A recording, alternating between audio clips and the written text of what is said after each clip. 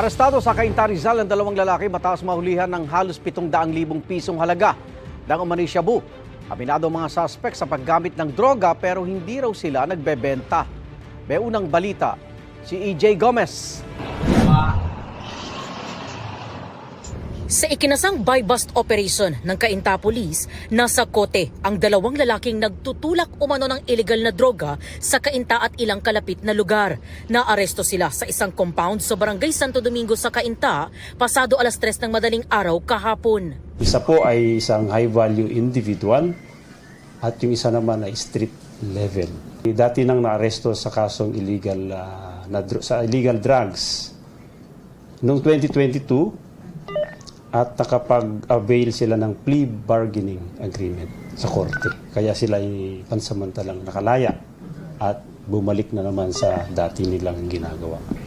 Nakumpiska sa mga sospek ang 8 sachet o 100 grams ng umano'y shabu na nagkakahalaga ng 680,000 pesos. Ang source nito ay galing sa karatig na bayan o syudad itong Pasig at dinidistribute both from Pasig, sa Pasig at saka dito sa Cainta. Kaliwaan, meron ding online transactions, then dun sa mga kabahayan. Nakuha rin sa mga sospek ang 38 kalibre na baril na walang kaukulang dokumento. Aminado ang 33 anyos at high-value target na si alias Komang sa paggamit ng illegal na droga pero hindi raw siya nagbebenta. Hindi rin daw siya ang nagmamay-ari ng baril na nakuha sa loob ng bag sa kanyang kwarto. Bakit kaya sir may baril doon? Hindi ko po alam eh.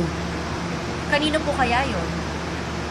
Hindi ko rin po alam kung may-ari po ng kwarto. So sa paggamit na po ako ng droga. Ilang taon na rin po. Inosente po ako. Ang kasama niyang 27 anyos na si alias Agbayani, sinabing nadamay lang siya. Aminado rin siyang gumagamit ng droga pero hindi raw nagbebenta. Bali, tambayan po talaga namin yung bro ko. Tapos bigla po may dumating na mga polis, nagkatakbuhan. Napatakbo po ako sa kwarto ng neto ni Ikaw mga natutulog. Ayun, doon po. Nadamay lang din po. Sa records ng pulisya, dati nang sangkot sa mga kaso kaugnay ng illegal na droga at pagnanakaw ang mga sospek.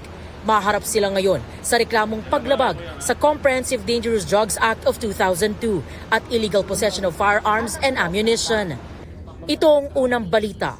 EJ Gomez para sa GMA Integrated News.